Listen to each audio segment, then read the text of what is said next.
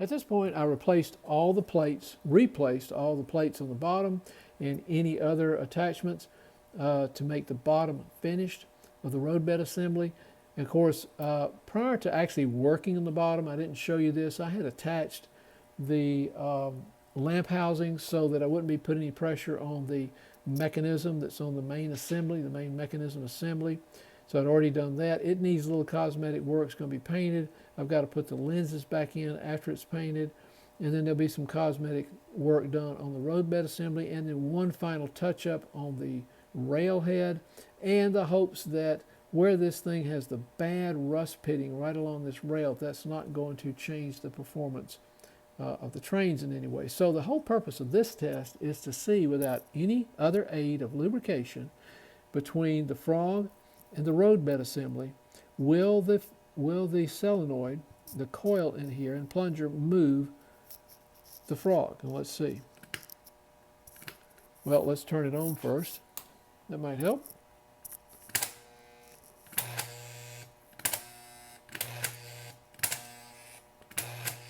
Struggles a little bit coming back to the right hand rail, going off into the siding or spur.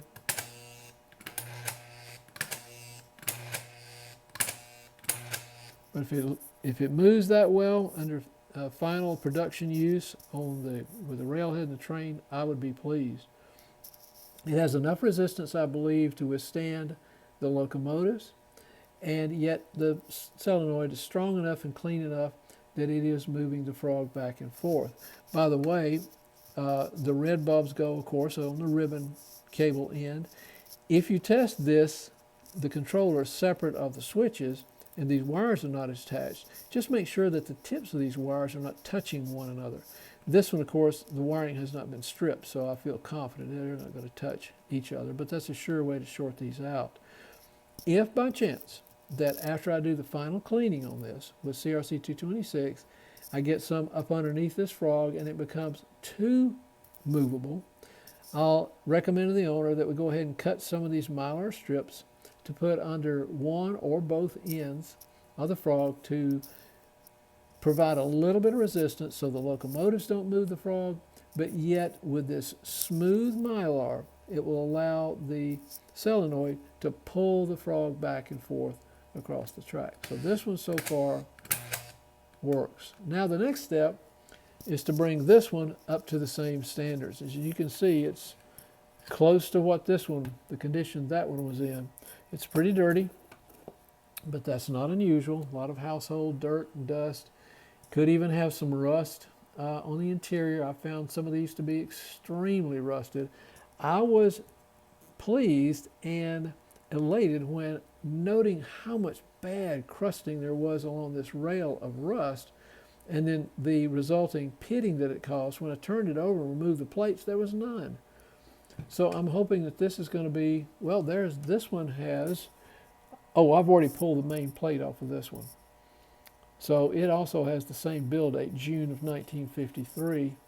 And it has promised that it is going to be in good enough condition that good cleaning and maintenance and a starting point for this is going to serve it well to match up to this one. And the owner, who lives across the street from me, is going to have a nice set of switches because he wants to run this train at Christmas. Thanks again for watching Dave's American Flyer Trains. So long, everyone.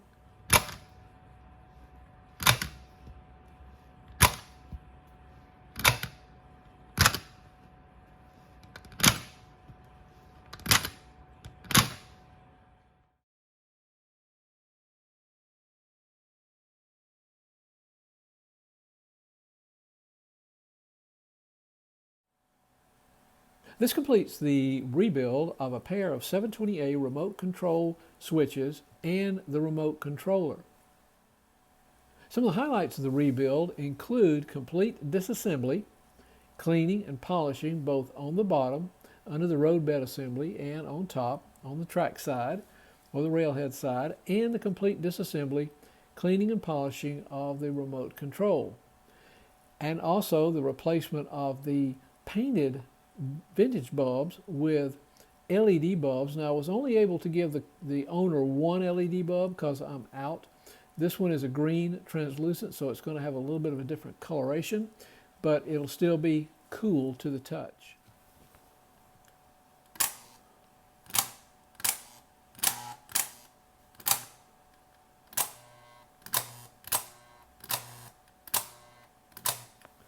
Each has the characteristics of being ready to be put into production use. I don't think any filing is going to be needed on the points or the tips of the frog. Bulbs were replaced. The vintage, but one was burned out, the other one was replaced. In addition to thoroughly cleaning and rebuilding the remote control unit, I added spade connectors to the end of each of the color rainbow wire on both of these for ease of installation and maintenance and breakdown and setup, as well as using circle or ring connectors on the transformer side on the power cables, again for the same purpose of ease of setup and breakdown and performance. I think these show the resiliency of AC Gilbert American Flyer products when they're properly taken care of over time. One of these only suffered from pretty extensive rust along this rail. Otherwise, they were just subject to common household dirt and dust, maybe a little bit of grease here and there, maybe a little bit of rust on the bottom side of the roadbed platform, but that was completely eradicated. All the brass connection pieces were polished. I had to make no changes to the spring and to the weight that goes back and forth to move the frog. They both seem to lock in place, but of course only production use will tell whether or not a diesel locomotive in particular can move that frog.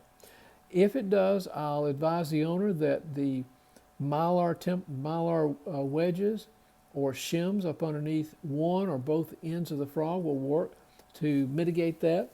It'll also continue to allow the coil to move the frog in that the mylar is simply thick enough to hold it in place when the train moves over it, but it is smooth and slick enough to allow the solenoid to continue moving the frog. And you can see that discoloration right here of this bulb. These are nice pieces. They were made in June of '53, so they're approaching 70 years old. And again, if parts of American Flyer trains are properly taken care of, even though they may be 70, 75 years old, they can be restored and rebuilt and brought back to factory standards and specifications and probably provide, who knows, maybe 50 more years of proven service and performance.